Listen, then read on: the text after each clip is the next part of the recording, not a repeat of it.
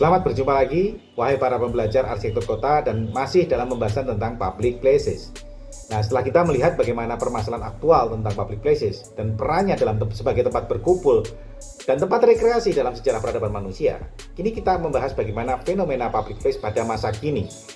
Public place today ya. Pembahasan kita masih menggunakan kerangka pikir dari Spiro Kostov dalam buku The City Example. Ini materi tentang public place dengan subtema adalah place today ya. Bagaimana kondisi place ruang-ruang terbuka pada masa kini.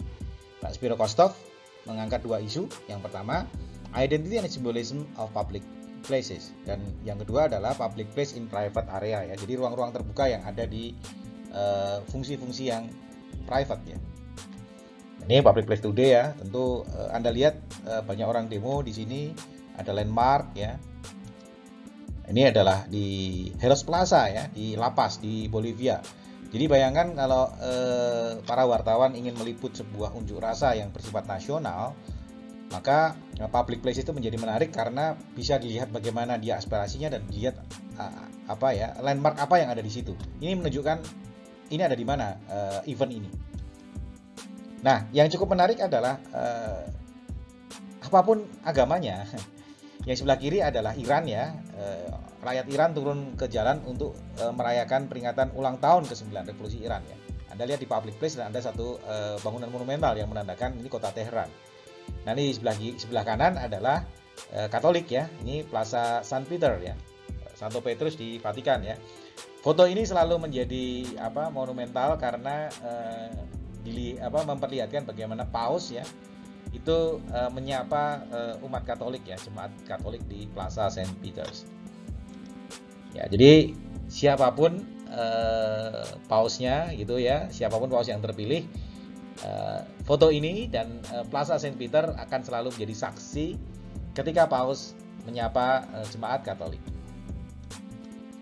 Indonesia juga punya ya, yang sebelah kiri adalah ini bukan ruang terbuka, bukan plaza, tapi Bundaran HI ya.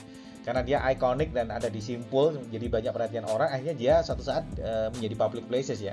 Dibuat untuk demo ya, sering demo, tapi ini adalah perayaan keanekaragaman Nusantara ya.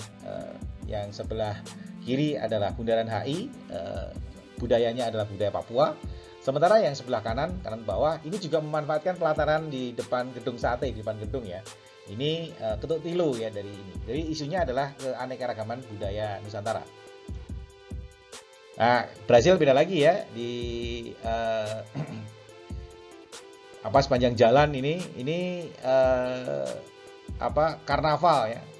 Karnaval yang jalan itu menjadi ruang publik di mana orang berkumpul di situ memamerkan baju-baju yang aneh-aneh, kadang-kadang atraksinya juga aneh-aneh gitu ya, dan ini menjadi identitas bagi satu kota di Brasil ini. Nah, kalau ini Liverpool ya, you are never walk again gitu ya, red. Jadi puluhan ribu pendukung Liverpool ini tumpah di suatu ruang terbuka, dan Anda lihat landmarknya di situ enak banget untuk difoto ya. Jadi orang berkumpul di sini memerahkan ruang terbuka, dan arsitektur kota landmark itu berperan untuk membingkai ini ada di mana. Jogja ya, ini juga bukan plaza tapi simbol jalan ya, karena simbol jalan menuju Malioboro ya, karena ada Tugu Pal Putih di situ ya.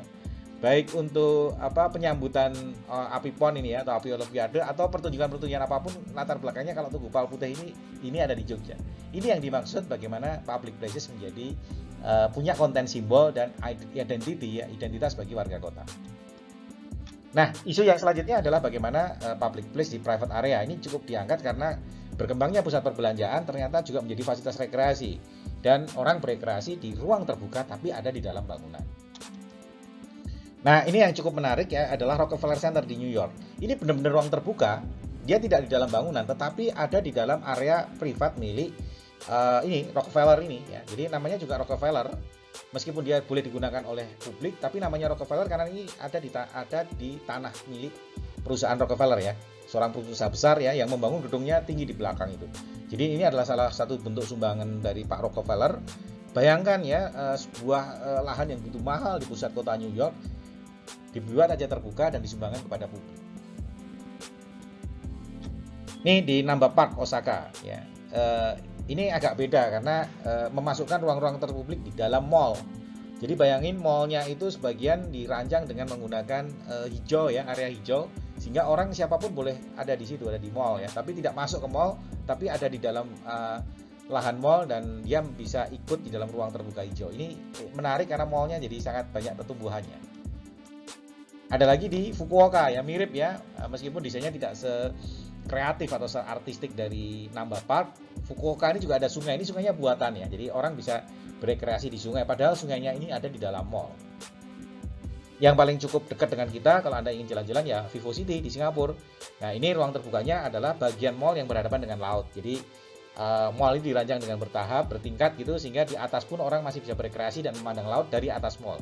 Ya tentu mallnya juga senang karena dia orang datang untuk berekreasi, lalu masuk ke mall dan belanja barang di mall. Nah ini adalah kesimpulan ya, bisa Anda baca, karena sering kesimpulan adalah menjadi soal di dalam ujian.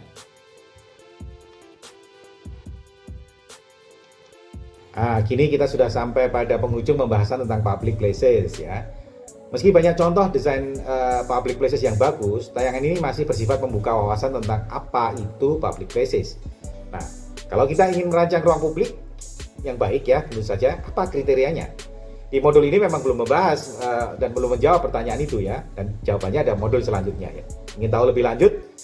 Namun sementara kita sudah tayangan ini dulu, tayangan pada segmen ini dulu, kita berjumpa lagi pada tayangan selanjutnya tentang public spaces berikutnya.